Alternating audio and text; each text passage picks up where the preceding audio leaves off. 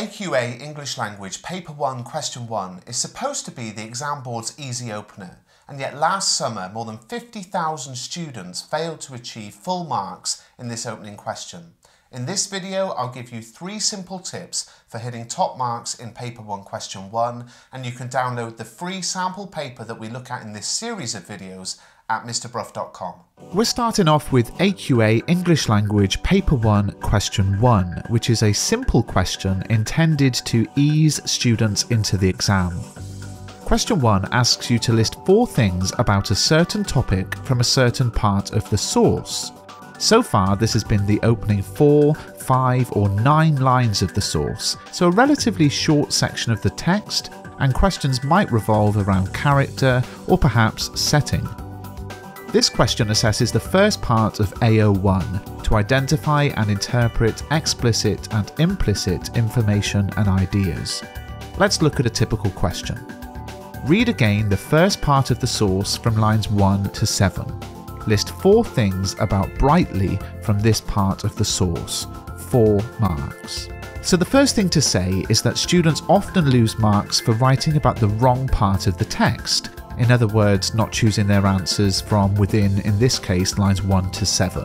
And this might seem like a simple mistake, but do not underestimate the pressure you can feel, particularly at the start of the exam. So a simple tip here is to draw a box around the part of the text you're being asked to take your answers from. Just make sure you do that carefully and don't strike through any actual lines of text in the source, because you're going to need to look back at this opening part of the text when you're working on question 3, and you don't want to find that you can't read some of the words. The main thing for this question is to keep it simple. You should find 4 simple points for your answer. You can write in your own words or take a direct quotation from the text, either way making it clear that you are answering the question. Also, you could use the wording of the question itself to help focus on the task and avoid writing about the wrong thing. So in this case, you might start each answer with the words brightly or he. So let's look through the lines in question and pick out 4 simple points. Up the road from Brentor to St Mary Tavy came brightly, his basket dragging on his arm. He was very tired, but there was nothing unusual in that. He was tired to the point of exhaustion every day. He was very hungry, but he was used to that too.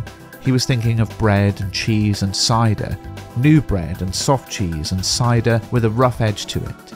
He licked his lips and tried to believe he was tasting them. Then he began to cough. It was a long, heaving cough, something like that of a Dartmoor pony. He had to put his basket down and lean over it and tap at his thin chest with a long, raw hand. So, using brightly as our sentence openings, let's pick out 4 simple points about this character. Brightly was tired. Brightly was hungry. Brightly was thinking about bread and cheese and cider. Brightly licked his lips. And that's it. It's as simple as that. Full marks. Or at least it should be that simple. But of course, lots of students fail to make it that simple. Now, the examiner's reports have continually pointed out that simply retrieving information from the text, as I've just done in that example, can lead to a better result than trying to interpret that information. In other words, students who try to draw an inference from a point often get that inference wrong and aren't credited with any marks. Let's look at an example.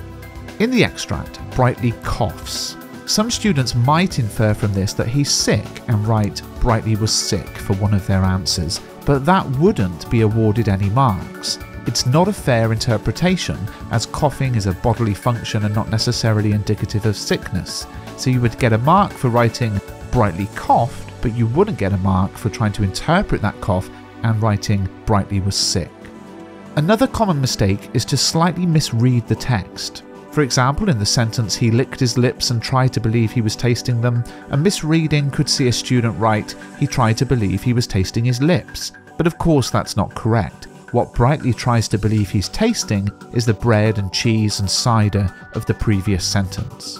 So make sure you follow my 3 main tips for this question. Pick 4 explicit, simple points for your answer. Don't overcomplicate through trying to infer or analyse. Use the wording of the question to ensure your answers are on topic. And draw a box around the section of the text you're directed to make sure you take your points from within the right lines. I hope you found this video useful. If you'd like to see a longer video on this question, then you can see one just here. Click on the screen and you'll be taken to that video. Please do subscribe to the channel.